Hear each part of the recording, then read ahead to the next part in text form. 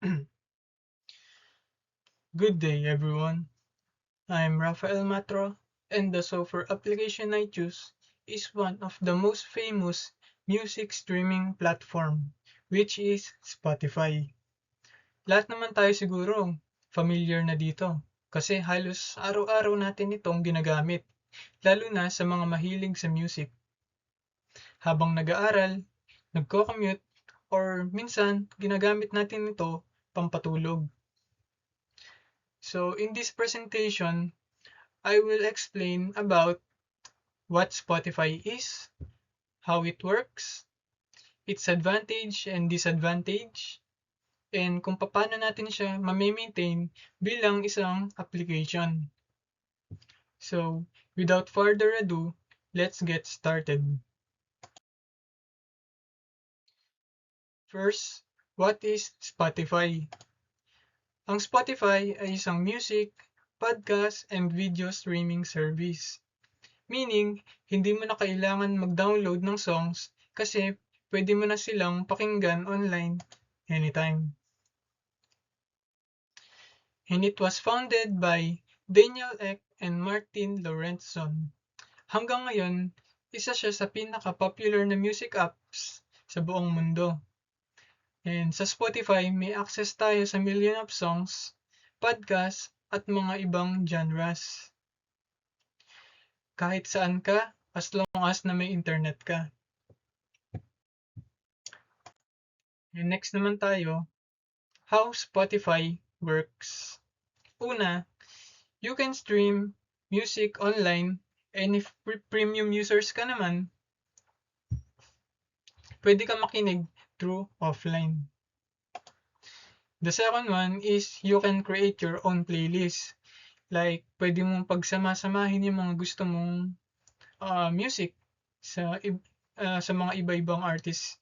Tulad ng, for example, may artist kang gustong kanta niya, and yung isang kanta naman is from the other artist, pwede mo silang pagsamahin into one playlist. So, halimbawa nga nito is pwede kang gumawa ng study playlist mo. Pag nasa school ka, nagre-review, ganyan.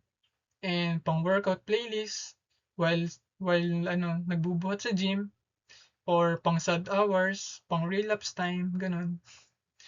And one of the best features ng Spotify is yung music discovery niya. Ibig sabihin, nire-recommend yung mga songs na feeling niya magugustuhan mo. And you can also follow artists and friends. So, makikita mo kung ano yung mga latest na release ng mga idol mong artist. Or kung paano mapapakinggan din nila yung mga playlist mo.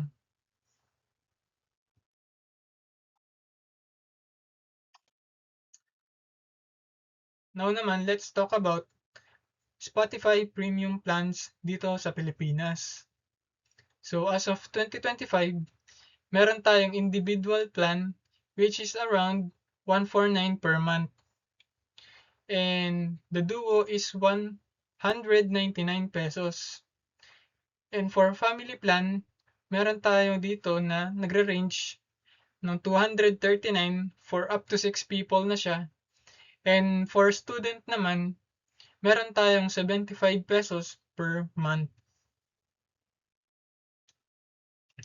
Yun nga, kapag naka-premium ka, wala kang ads na ma-experience.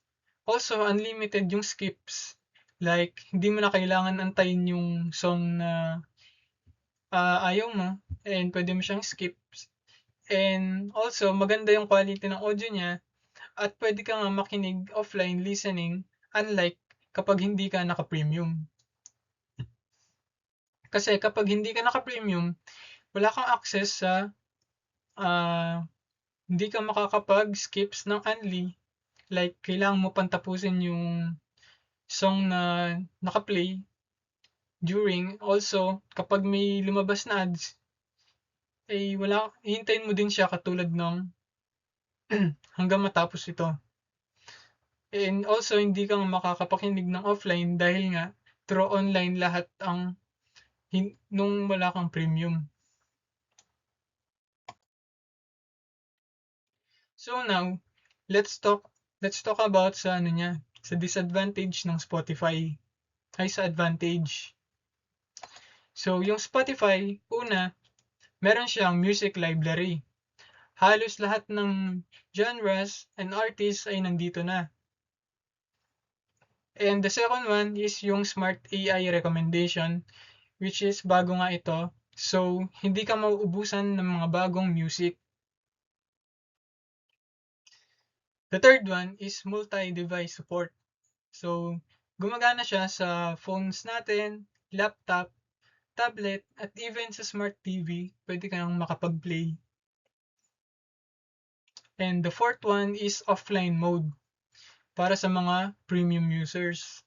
So, perfect ito kapag wala kang internet, kapag nasa outside ka and gusto mo makinig na music, you can search and play your favorite music or songs.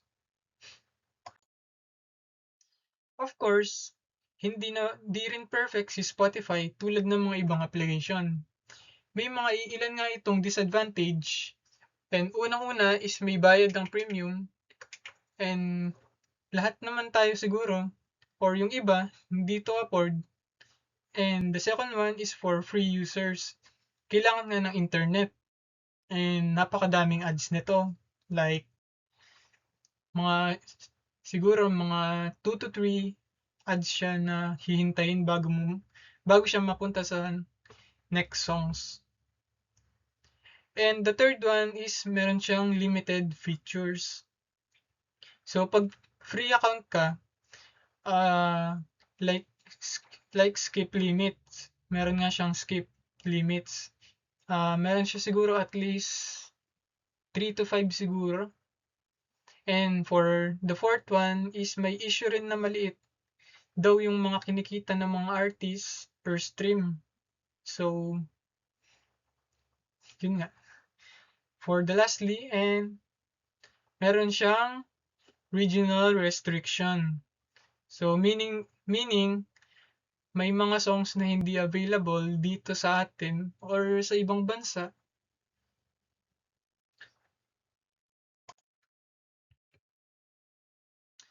Next naman tayo, behind the scenes. Mahalaga nga ang role ng system administrator kasi sila yung mga responsible sa server performance, security ng user data, pag-deploy ng updates, at pag-monitor kung may errors ba or kung may downtime. And lastly, kung wala nga sila, possible na mag-crash yung app or magka-problem yung streaming.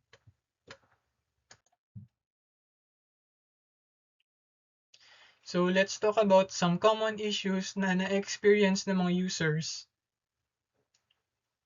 So unang-una, meron tayong app crashing or freezing. Like yung mga naghahang sa device. The second one naman is login or connection errors. Related na siguro to sa internet natin. And the audio lag, like delay music, sa payment issues, and sa storage or cache problems. Kaya importante rin talaga yung maintenance and monitoring para ma-fix agad yung mga ganitong issues.